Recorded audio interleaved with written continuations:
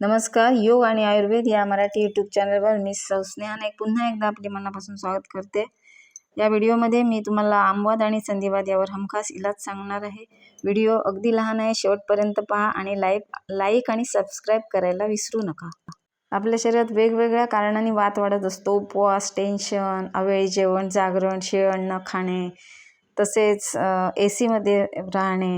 हा वात जेव्हा सांध्यामध्ये पोचतो तेव्हा आपण त्याला संधिवात असं म्हणतो.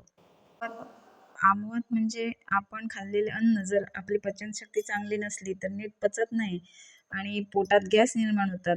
पोट नीट साफ होत नसतं, त्यामुळे आम्लपित्त होतं आणि हे खूप दिवस चालूच राहिलं की आपल्याला आमवाताचा त्रास सुरू होतो. रक्तामध्ये आम साचतो आणि या गोष्टीमुळे शरीरात वाढायला लागतो आणि जो आम आहे तो सांध्यामध्ये साचतो आणि सांधे आपले सुजायला लागतात. खूप वेदना होतात. सकाळच्या वेळी हातापायाची बोटे वाकडी होतात, जखडतात. मनगट, हातापायाचे जॉईंट्स सकाळच्या वेळी खूप दुखतात. कधी पायाच्या टाचा सुद्धा खूप दुखतात. आयुर्वेदामध्ये वात हा 80 प्रकारचा सांगितलेला आहे. या व्हिडिओमध्ये आपण पाहू शकता, हे जे फोटो आहेत त्यामध्ये आमवातामध्ये कसे पेरं सुजलेली आहेत, कसे स्नायू दुखतात, जॉईंट्स कसे दुखतात, पायांना कशी सूज आलेली आहे, हे आपण या व्हिडिओमध्ये पाहू शकतात. तसेच मानेचे स्नायू दुखतात. जिथे जिथे जॉईंट्स असतात त्या ठिकाणी हा आम पसरतो आणि खूप दुखायला लागतं. जॉईंट्समध्ये सूज येते. तर या आजारावर आज मी तुम्हाला हमखास उपाय सांगणार आहे. आमवातामध्ये वेदना ह्या खूप तीव्र असतात. कधी टोचल्यासारख्या भावना होतात.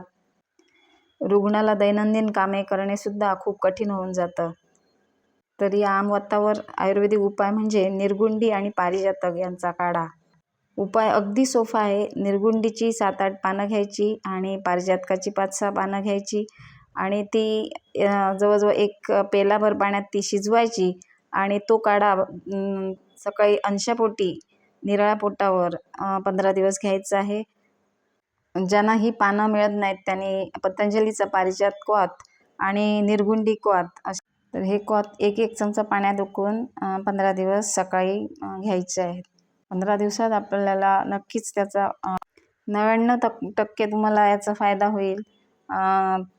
आणि याबरोबरच आपण सूक्ष्म व्यायाम केले तर त्याचा अधिक फायदा होईल. तर हा व्हिडिओ आपल्याला कसा वाटला तो सांगा आणि लाईक आणि सबस्क्राईब करायला विसरू नका. धन्यवाद. खूप खूप मनापासून धन्यवाद.